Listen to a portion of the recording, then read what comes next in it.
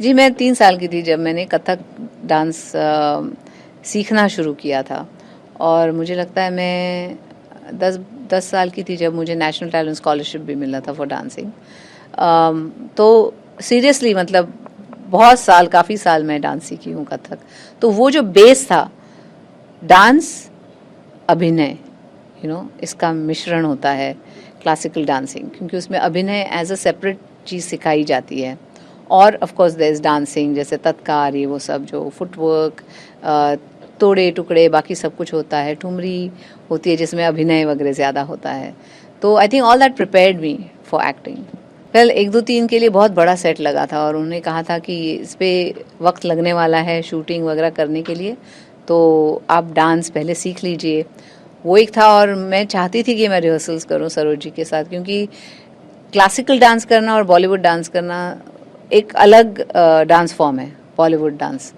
तो वो मैं, उसकी जो स्टाइल थी वो मैं सीखना चाहती थी और वो सरोज जी से मुझे सीखने मिली। और जब 1 2 3 हमने पिक्चराइज किया तभी भी बहुत मज़ा आया, क्योंकि गाना ही ऐसा था। और मुझे याद है कि हमारे पास जूनियर आर्टिस्ट थे, कम पड़ गए एक दिन।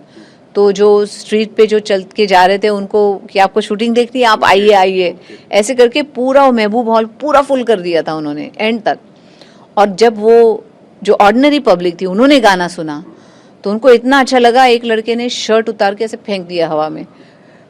तो एन चंद्रा जी ने वो देखा, वो बोले ये बहुत कमाल की चीज़ हो गई, सब करो अभी। तो ऐसे लगना चाहिए कि वाकई एक रॉक कॉन्सर्ट चल रहा है किसी का और उसमें लोग मज़ा ले रहे हैं डांस का। तो क्या है, प्रायोरिटीज़ हैं। मतलब मेरी फैमिली मेरा पहला प्रायोरिटी है। जैसे सब कह रहे थे आप यहाँ नहीं थे, यहाँ पे भूल-भुलैया रिलीज़ हो गई, हिट हो गई, आप कहाँ हैं? But it's my 25th anniversary, wedding anniversary this year and I, हाँ जी, थैंक यू। तो मैं ग्रीस गई थी with my husband to celebrate my 25th। तो that was my priority at that point. मैंने कहा मैं वापस आऊँगी तो आई विल डू वो द इंटरव्यूज़ और जो भी आप चाहते हैं मुझे करने के लिए। तो फिर जब मैं वापस आई तो हमने PR एक्टिविटी मेरे साथ शुरू की। तभी मॉडरेट होनी चाहिए। जैसे अगर आप चॉकलेट भी खाते हैं तो कभी कभी कोई कोई पूरी चॉकलेट खा जाता है, एक पूरा लाइक स्लैब। तो मैं कहती हूँ कि वैसा नहीं करना चाहिए, मॉडरेट। अगर आपको चीटिंग भी करनी है तो मॉडरेट होनी चाहिए। आई एम वेरी मतलब आई am very strict with my diet, what I eat. I I am मतलब डांस की वजह से मुझे लगता है एक्सरसाइज ऐसे ही हो जाता है। इफ़ आई एम परफॉर्मिंग वगैरह तो मैं dance, when I rehearse for dance या तो कथक रिहर्सल करती हूँ। आई वर्क आउट, मुझे वक्त मिलता है तभी I work out. And I am very conscious of what I eat, कि अगर इधर उधर भी थोड़ा सा कभी जी करता है ना, कभी कभी किसी को समोसा खा लिया या थोड़ा सा ये खा लिया, लेकिन मॉडरेट, ज़्यादा नहीं। और उन फैंस को क्या कहना चाहते हैं जो लड़कियां माधुरी दीक्षित बनना चाहती हैं, वो कैसे अपने आप को तैयार करें इस फील्ड में आने के लिए? वेल, एक चीज़ है कि मेरे साथ जो मैंने किया है वो है कि my mom was a big support for me. मेरी जो फैमिली थी वो मेरा सबसे बड़ा सपोर्ट था। मेरे मॉम, मेरे डैड, दे वर माई बैकबोन लिटरली। जब मैं काम कर रही थी मेरी मम्मी हमेशा मेरे साथ सब जगह जाती। मम्मी नहीं आ सकती तो डैडी आते थे और उस वजह से आई वॉज वेरी ग्राउंडेड। वो मुझे तालीम घर से मिली है। The values, who you are, इसकी पहचान रखो हमेशा। और just because you're a star doesn't mean any thing.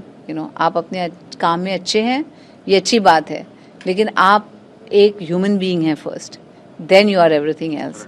ये जो सब सीख मुझे मेरी मम्मी डैडी से मिली है वो मैं हमेशा कैरी करती हूँ। मेरे बच्चों को भी वही वैल्यूज़ सिखाती हूँ।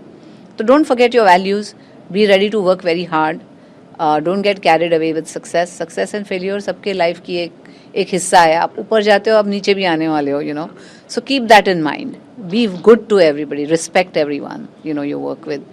और एक give it your all, be sincere with your work, और जब भी आप काम करो अपना बेस्ट करो। वेल, जब मैंने कहानी सुनी थी तभी मुझे बहुत अच्छी लगी थी। अनीस जी ने पूरा स्क्रिप्ट सुनाया था और मुझे ऐसे लगा कि मेरा कैरेक्टर एक बहुत इम्पॉर्टेंट मोड पे आता है फिल्म में। एंट्री बहुत कमाल की उन्होंने रखी थी और उसके बाद जो कन्फ्यूजन पूरा होता है वो भी कमाल का था।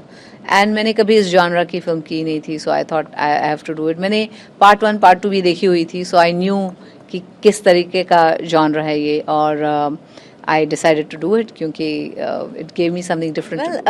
ऑन सेट तो एनर्जीज होती है, जो कैरेक्टर आप प्ले कर रहे हैं उसकी एनर्जी रखनी पड़ती है।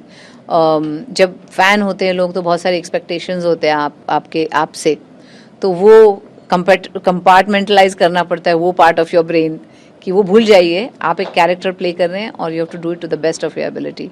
तो इसी पे ध्यान और नज़र रखनी पड़ती है when you come on the set, क्योंकि आपको पता है कि सब हैं ही फैंस, लेकिन आप कुछ और करना चाह रहे हैं, कुछ अलग करना चाह रहे हैं, तो वो हमेशा ध्यान में रखना पड़ता है कि यू